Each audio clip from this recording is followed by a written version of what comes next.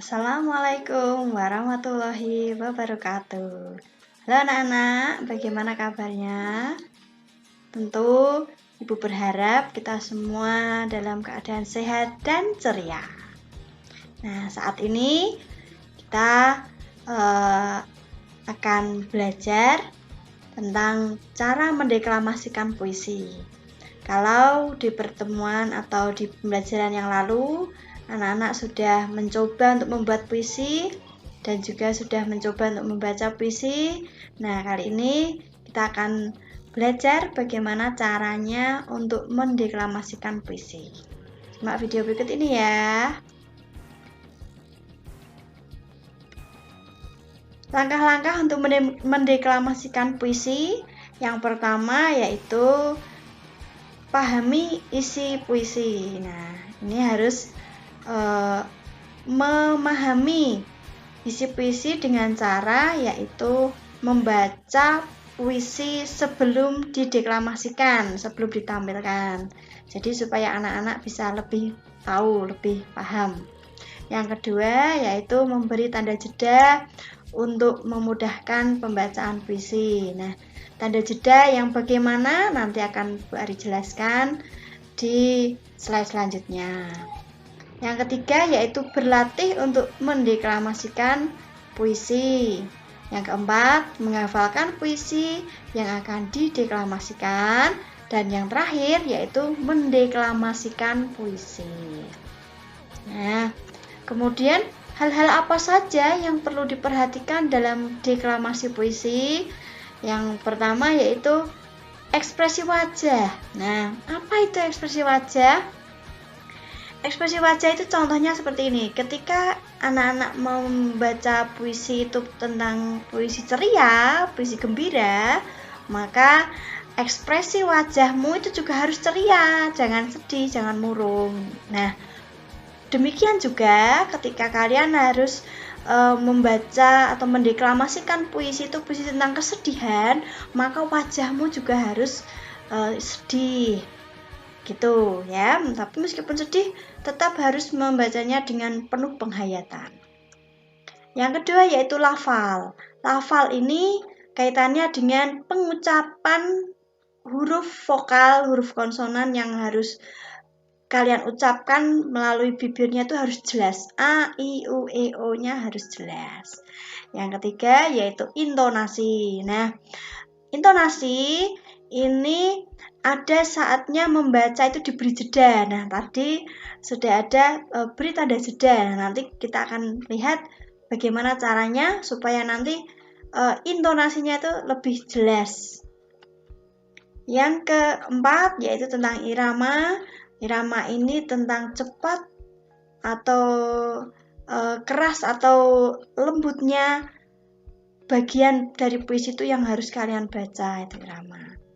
Yang terakhir yaitu gerak tubuh, misalnya puisi untuk Tuhan. Nah, tangannya ke atas begini, wajahnya menghadap ke atas begitu. Terus mungkin juga gerak langkah ke depan, ke belakang, samping kanan, samping kiri, seperti itu. Nah, kemudian memberi tanda. Nah, ini yang tadi Bu Ari sampaikan di depan tadi, bahwa kita akan gimana sih caranya untuk memberi tanda jeda. Nah, tanda jeda pada puisi itu ada 3. Yang pertama, tanda jeda garis miring 1, artinya berhenti sebentar untuk menghela nafas. Kemudian tanda jeda garis miring 2, artinya berhenti agak lama. Nah, yang ketiga itu tanda garis miring 3, artinya berhenti lama. Nah, kita akan mencoba untuk menerapkan atau memberi tanda jeda ini pada puisi berikut ini, ya. Nah, sebelumnya kita baca dulu puisinya. Ya, Bu Ari akan memberi contoh untuk pembacaan puisinya. Namaku alam. Namaku adalah alam. Aku adalah tempat tinggal bagi flora dan fauna. Bagi hewan-hewan, aku adalah rumah mereka. Aku adalah tempat mereka bertumbuh, berkembang biak, mencari makan, dan melakukan semua aktivitas kehidupan alam. Nah, demikian contoh pembacaan puisinya. Nah, coba dari puisi Namaku Alam ini kita akan mencoba untuk memberi tanda jeda sebagai tuntunan bagi kalian nanti ketika akan membacanya supaya intonasinya jelas. Nah, kira-kira tanda jeda 1 ya. Tanda jeda garis miring 1 ada di mana? Nah, tanda jeda garis miring 1 itu biasanya terdapat di tengah-tengah baris atau di belakang tanda koma pada baris puisi. Nah, berarti kita letakkan di mana? Ya, di baris 3 di antara hewan dan aku itu diberi tanda jeda garis miring 1 karena untuk menghela nafas sebentar. Yang selanjutnya yaitu di belakang tanda koma. Ya, betul sekali. Ya, ini sebetulnya puisinya ini hanya terdiri dari 4 baris. Hanya saja 3 baris terakhir itu karena tempatnya tidak cukup maka diberikan di bawahnya. Nah, sebetulnya itu hanya 1 baris ya. Jadi puisinya itu terdiri dari baris pertama namaku adalah alam, kedua aku adalah tempat tinggal bagi flora fauna, ketiga bagi hewan-hewan aku adalah rumah mereka, dan yang keempat aku adalah tempat mereka bertumbuh, berkembang biak, mencari makan, dan melakukan semua aktivitas kehidupan alam. Nah, garis miring 1 tanda jeda sejenak di mana lagi yuk selain di belakang tanda koma yang di situ adalah baris keempat. Ya, betul.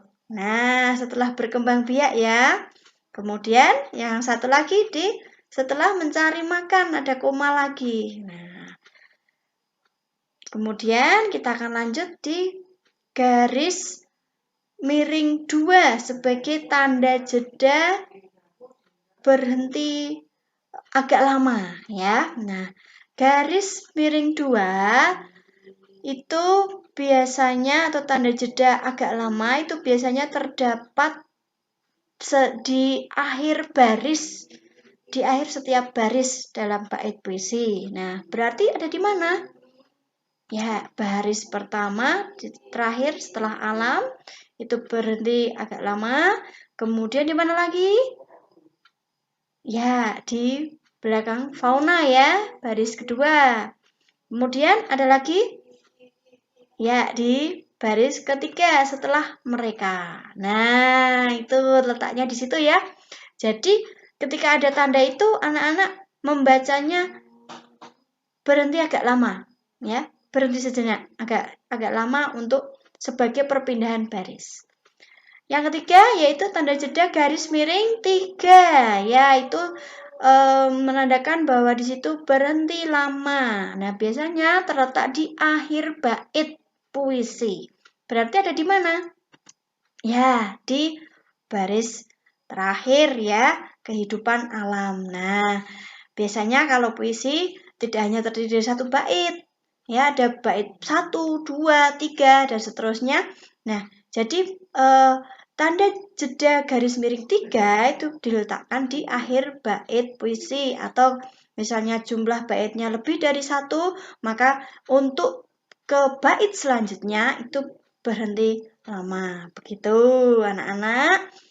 Semoga penjelasan Bu Ari tentang mendeklamasikan puisi ini jelas dan anak-anak mencoba untuk memberi tanda jeda supaya ketika mendeklamasikan puisi anak-anak bisa menampilkan dengan lafal dan intonasi yang jelas.